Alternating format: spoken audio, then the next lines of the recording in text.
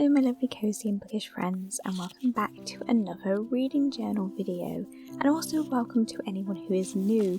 My little channel has had quite a few new subscribers recently, which is amazing. Thank you so much for joining our little cozy community. For anyone new and thinking, I thought your videos came out on a Friday, let me just explain. Every Friday there will be a new cozy vlogs. These are usually silent, daily, cozy life vlogs. However, every 2 or sometimes 3 weeks I'll also release a Wednesday video. These tend to be chatty videos, whether through voice recordings or talking to the camera, and they kind of range from starter packs to writing vlogs to reading journal updates. I think the last time I did a reading journal update was when I had just started this new journal, and I've read a lot since then. I have a couple of mood boards and seed and signal spreads to catch up on, starting with The Ghost Cat. I have not seen anyone talk about this book, but it is so good and cozy. It's about a ghost cat and his 9 hauntings across the span of 100 years or so in Edinburgh. It goes through a number of different events and times, and it really just tugs on the heartstrings. It's lovely, and also has a gorgeous cover. It was what initially drew me to it. It is so pretty, so I had to do a mood board to match. I love doing mood board spreads for books that I really enjoy, or books where I adore the aesthetic of. And this is one of them, the Edinburgh setting, the ghostly elements, and of course cats. I just knew I needed to do a mood board for it. And it also makes it the first mood board for this reading journal, which is a bit exciting. I've actually been reading so much recently. I have been unwell, unfortunately, quite a bit these last few months, so reading, especially on my Kindle, has been my little form of self-care. It's one of the few things I'm still able to do when my condition flares up. And because of this, I have read over 100 books already this year. I will say that a lot of them are manga.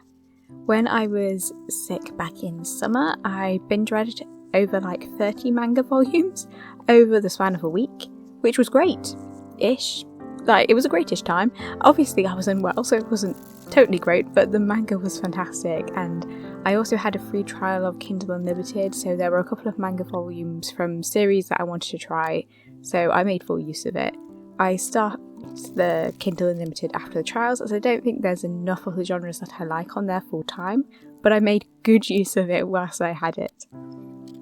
Such as reading this adorable series, a side character's love story. I don't really read romance manga, but this was just so lovely. It's a slice of life romance following 2 introverts who meet whilst working part-time in a convenience store, and it was so sweet and much needed, as before this I had attempted to read Attack of Titan, as I know it's such a legendary series, but I had to stop. I just couldn't hack it. Usually gore and violence aren't an issue for me, but for some reason seeing people getting eaten by giants was just a no. I couldn't get past the first few volumes, which is a shame, as I could really tell why this manga was so legendary, as the story was amazing. I just couldn't really handle the gore, which is how I ended up trying something completely different. Man-eating giants to a sweet love story. Though I have been looking forward to doing this spread for a side character's love story, as I wanted to do something a little bit different. As I binge read the series, I can't necessarily remember what happens in each volume, so I just wanted to do a joint spread for it. Yeah, and as I don't tend to read love stories that often, I thought let's just go all out with the pink and the washi tape and the stickers, and I really like it. I've been testing out a couple of different spreads recently, mainly for manga, as joint spreads make it easier for me to write out my thoughts on. I also recently binged Flying Witch and Noragami, I hope that's how you pronounce it. I love both those mangas. They're very different. One is folklore and more action based, and the other is cozy witchy slice of life, but I've really enjoyed both of them. And just reading in general, I've been having such a great reading time, and not just manga. I recently finished The Book That Wouldn't Burn, and that was incredible, utterly incredible. I also read some cute cozy fantasy books, and I'm currently rereading Grandmaster of Demonic Cultivation and having a great time with that.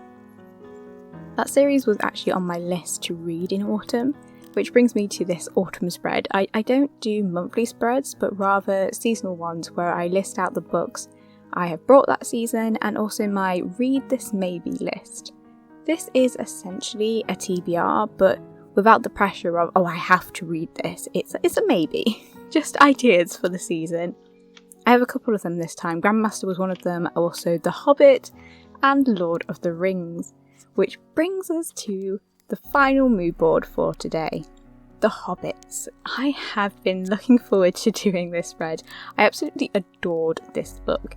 I have a vlog on it if you're interested, and I just had such an amazing time reading it. It was utterly incredible. It's definitely one of my favourite books for this year, and also on my favourite books of all time list. I just had such an amazing time. Have any of you read a book recently that has become a new favourite? Let me know in the comments below if you had, as it's always a wonderful thing to end a book and just feel like I have read something incredible. Where has this book been all my life? That kind of feeling.